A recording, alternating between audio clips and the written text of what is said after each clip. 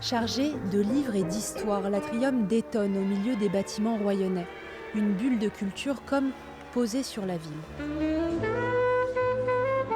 Et là, nous sommes un peu au cœur de la ville, un cœur moins connu de la ville que la place centrale ou le front de mer.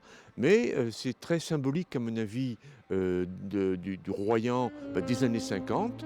C'est l'époque de la reconstruction. Depuis l'après-guerre, l'histoire du lieu s'écrit au présent. Corinne est traductrice de métier, amoureuse de la littérature.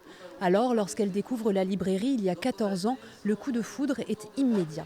Dès que j'ai mis un pied là-dedans, j'étais subjuguée par le bois, les livres évidemment quand même, la rambarde, je sais pas, on est complètement hors temps. Dès qu'on met le pied là, c'est comme si on était dans les années 50. Dessous les affiches anciennes de la ville, 50 000 livres à fouiller. Les chineurs entrent tant pour les ouvrages que pour l'endroit. Le choix, c'est ouvert tout le temps, c'est bien placé, c'est vivant. Voilà, on peut se balader, on voit des photos, on voit des albums. Il y en a partout, alors on se dit que même si on n'est pas venu depuis 15 jours, il y a certainement quelque chose de nouveau à regarder. Pour certains dévoreurs de livres, l'Atrium fait même office de Madeleine de Proust. Ah, j'aime bien l'ambiance, j'aime bien absolument. Ça me rappelle un peu effectivement quand j'étais beaucoup plus jeune, j'habitais à Paris, les quartiers, les vieux quartiers, donc les marchés aux puces, les quais de Seine. Il y a tous les petits libraires qui sont sur les quais.